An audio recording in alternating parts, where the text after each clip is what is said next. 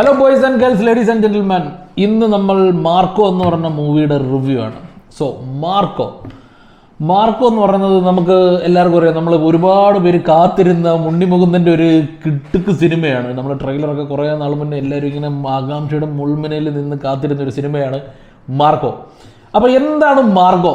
പൊന്നും മക്കളെ, ഞാനൊരു കാര്യം പറയട്ടെ, ഐ ആം സോ ഹാപ്പി. അതിന് നമ്മുടെ 1500 കോടിയുടെ പുഷ്പയൊക്കെ വന്ന് ഇറങ്ങിപ്പോയിട്ട് ഈ ഒരു സാധനം നമ്മുടെ കേരളത്തിൽ നിന്നാണ് ഇത് വന്നതെന്ന് ആലോചിക്കുമ്പോൾ രോമാഞ്ചിഫിക്കേഷൻ കേട്ടോ. അതായത് അതാണ് രോമാഞ്ചിഫിക്കേഷൻ എന്ന് പറഞ്ഞു കഴിഞ്ഞാൽ next level movie is actually വേറെ ഏതോ ഒരു ബെഞ്ച് മാർക്കൊക്കെ സെറ്റ് ചെയ്തിരിക്കുകയാണ് ആക്ഷൻ സിനിമകളുടെ കാര്യത്തിൽ. അതും മലയാളം മൂവി ഇൻഡസ്ട്രിയിൽ ആക്ഷൻ സിനിമകളുടെ കാര്യത്തിൽ നല്ല പട്ടക്കൊരു ബെഞ്ച് മാർക്ക് ക്രിയേറ്റ് ചെയ്തിട്ടാണ് മാർക്കോ എൻട്രി ചെയ്യുന്നത് തന്നെ. ഇനി ഞാൻ പറഞ്ഞില്ലേ, നമ്മുടെ ഉണ്ണിമുകുന്ദൻ എന്ന് പറയുന്ന ആൾ പണ്ട് തൊട്ടേ എനിക്ക് ഭയങ്കര പ്രതീക്ഷയുള്ളൊരു ആക്ടറായിരുന്നു. കാര്യം ഉണ്ണിമുകുന്ദന് അത്രയും പൊട്ടൻഷ്യൽ ഉള്ളൊരു ക്യാരക്ടറാണ്. അപ്പോൾ പുള്ളിക്കാരന് കൊടുത്തുകൊണ്ടിരുന്ന ക്യാരക്ടേഴ്സൊന്നും ഇതുവരെയും സത്യം പറഞ്ഞാൽ ടു ബി ഹോണസ്റ്റ് പുള്ളിക്കാരൻ ആക്ട് ചെയ്തുകൊണ്ടിരുന്ന റോൾസും കാര്യങ്ങളും ഒന്നും പുള്ളിക്കാരന് ആപ്റ്റ് അല്ലാത്തതായിരുന്നു ഇത്രയും നാളും. പക്ഷേ പുള്ളിക്കാരന് ചേരുന്നതും പുള്ളിക്കാരൻ ഈസ് മെയ്ഡ് ഫോർ ദിസ് എന്ന് കാണിക്കുന്ന ഒരു മൂവിയാണ് മാർക്കോ.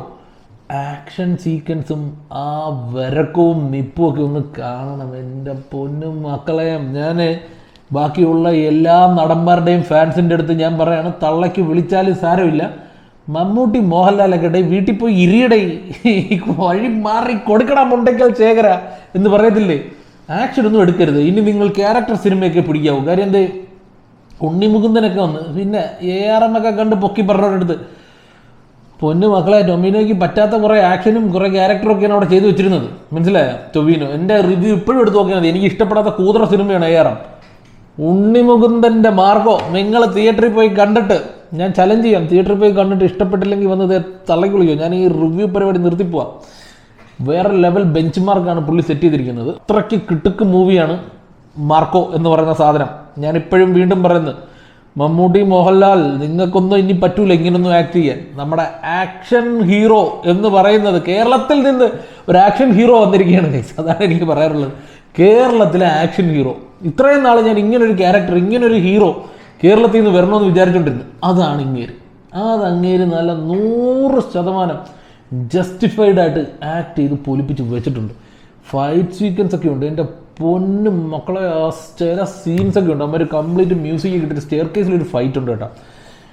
എനിക്ക് തോന്നുന്നൊരു 5-6-7 മിനിറ്റ്സ് ഒരൊറ്റ ഷോട്ടിൽ എന്തുവാണ് അവർ എടുത്തിരിക്കുന്നത്. ഒറ്റ ഷോട്ടല്ല, അപ്പോൾ എന്നാലും അതിനകത്ത് ഇടയ്ക്ക് കട്ട് ചെയ്യുന്നുണ്ട്. പക്ഷേ മ്യൂസിക് എല്ലാം ഓഫാക്കിയിട്ട് ഫുൾ ആ സൗണ്ടും ഇതും മാത്രം.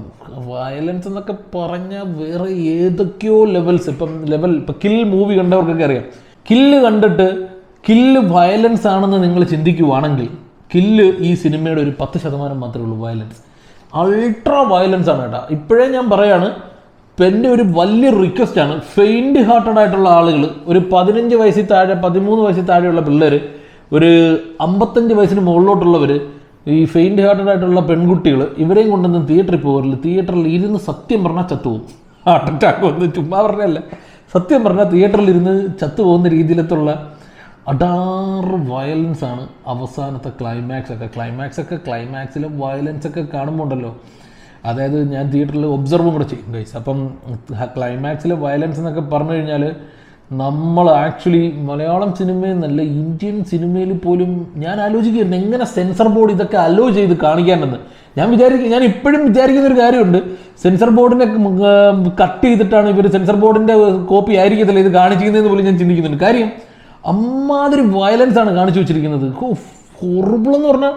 പക്ഷേ സിനിമയ്ക്ക് അത് ആ ഒരു ക്ലൈമാക്സ് അങ്ങനെ ചെയ്തിരിക്കുന്നത് കൊണ്ട് തന്നെ ആ സിനിമ കഴിഞ്ഞ് നമ്മൾ ഇറങ്ങി വരുമ്പം നമുക്കൊരു ഫീലിംഗ്, ആ ഒരു ഫീലിംഗ് നമുക്ക് സിനിമയിൽ നിലനിർത്തുന്നു. മനസ്സിലായോ? അത് അവിടെ നമ്മുടെ ഡയറക്ടർ നല്ല അടിപൊളിയായിട്ട്, ഹനീഫ് അദേനി അതാണ് നമ്മുടെ ഡയറക്ടറിൻ്റെ പേര്. മൂപ്പര് അത് നല്ല അടിപൊളിയായിട്ട് ആ ഒരു സാധനം ചെയ്തു വെച്ചിട്ടുണ്ട്.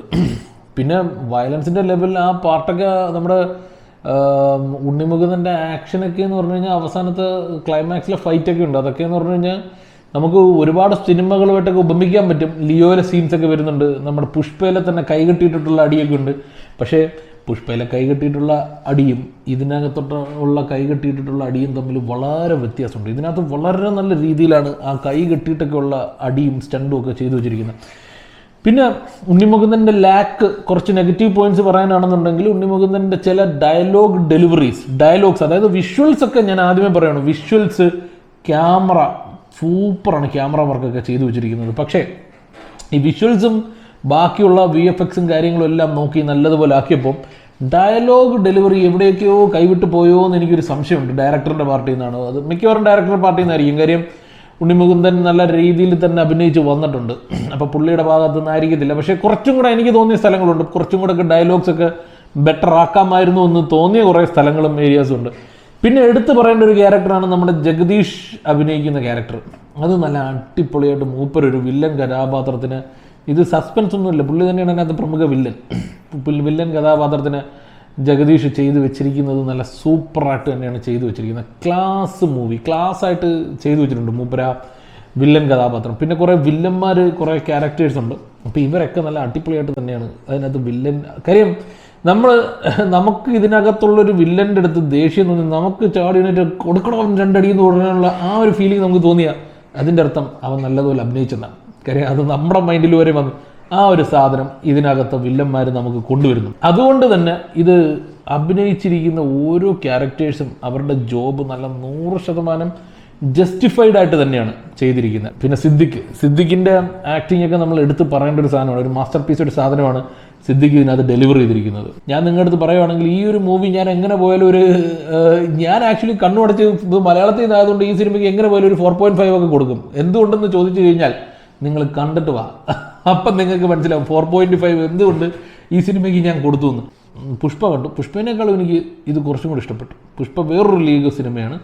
ഇത് ഇതേപോലത്തെ ഒരു ആക്ഷൻ അല്ലെങ്കിൽ ഇതേപോലത്തെ ഒരു വയലൻസ് ആയിട്ടുള്ളൊരു മൂവി ഇന്ത്യൻ സിനിമയിൽ തന്നെ ഇറങ്ങിയിട്ടില്ലെന്നാണ് എൻ്റെ ഒരു വിശ്വാസം.